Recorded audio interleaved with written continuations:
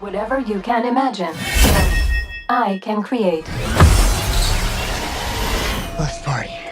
Blue Beetle is a brand new superhero film from DC directed by Angel Manuel Soto, and in a season where DC desperately needs a W, I was very curious to head in and check this one out. But I have now seen it, and honestly guys, I was shocked. So, what's up everyone, and welcome back to Jones Vibes. If you're new here, hit the like button to show some good vibes. And also I want to let you know that this is mainly going to be a spoiler-free review. I might get into some spoilers later in the video, but I'll be sure to warn you before I do. But, Blue Beetle. The synopsis reads, Jaime Reyes suddenly finds himself in possession of an ancient relic of alien biotechnology called the Scarab. When the Scarab chooses Jaime to be its symbiotic host, he's bestowed with an incredible suit of armor that's capable of extraordinary and unpredictable powers, forever changing his destiny as he becomes the superhero Blue Beetle. And you know, walking into this movie, the narrative surrounding it was, oh, this is just another stereotypical comic book movie.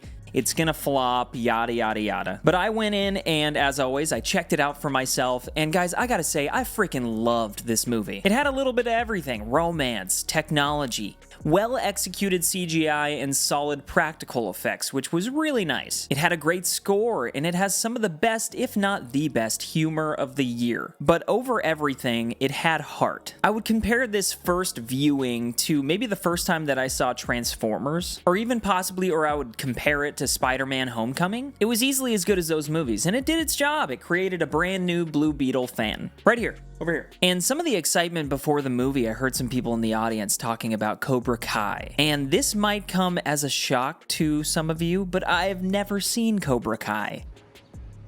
Okay. And I'm a Karate Kid fan too. I don't know what I'm doing, but with that being said, I was completely unfamiliar with Xolo Maridueña. But this dude just paved his way in Hollywood because this was one of the better origin superhero performances that I've seen in a long time, and it helps that the movie catered to it. The center of this film was Jaime's family, and I felt very similar watching this to the way that I did watching Miss Marvel. They nailed the relationship with the family in that, and they nailed it in this. They spent enough time with them so that eventually they really mattered to the story. I was actually watching an interview with the director Angel, and he was saying that people of Latin American culture love to take their time, and so he wanted to do the same thing with this movie, and I think he really hit a home run. The family meant so much to the story, and also it really pulled on my heartstrings personally, and so that kind of has an effect on my opinion. I guess I will say that, because I have a beautiful Latina wife, humble brag, and this movie reminded me so much of being introduced to her family and spending time with them, and now being a part of her family and making our own family and mixing our cultures and values.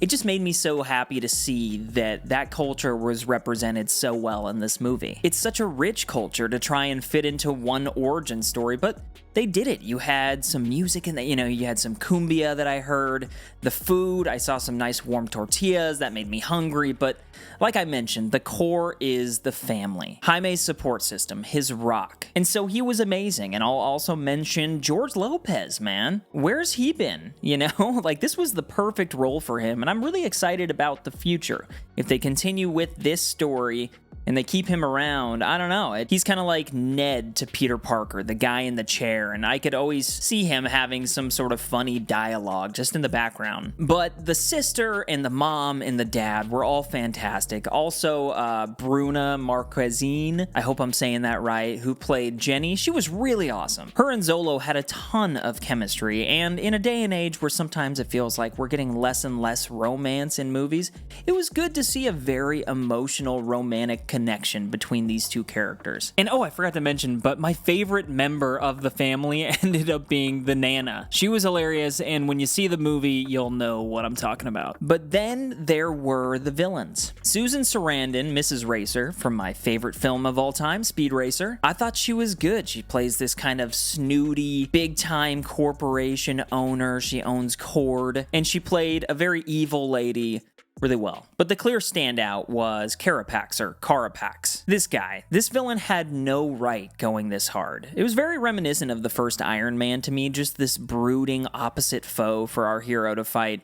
But the culmination of events in the end and the full circle plot thread that connects him to Jaime was incredible. There are honestly a few moments in that third act that are genuinely emotional. Like, I teared up. And that's where Jaime really shined. It made me want to see more of him in the DCU. Like, it would be so dope just to get a little Easter egg in Superman Legacy to Palmera City and maybe a news clip of a little blue bug superhero or something like that. But I also want to mention just how cool this Blue Beetle suit and just the overall premise is. This alien tech suit that acts very similar to like an Iron Spider suit, but it can generate any weapon, and the Scarab is actually like fused to Jaime forever, and the way it gets in him was hilarious. It was just really cool and unique. It was something that I hadn't seen before in a superhero film. And so, all in all, I just want to say again, I absolutely love this movie. As for my Jones Vibe star rating, I'm giving it 4.5 out of 5 stars, and it deserves it. But really quick, I do want to give a spoiler warning. If you haven't seen this movie, you might want to check out really quickly because I am going to dive into a couple spoiler things. So, with that being said, I just want to say that the dad dying in this film was very effective. It's a common thing in superhero movies, and we've seen this kind of thing happen in a lot of different ways, Uncle Ben and such, but the Black Panther-esque other side scene with all the candles, and then it kind of meshed into this Avatar: The Last Airbender fusion space connection sequence.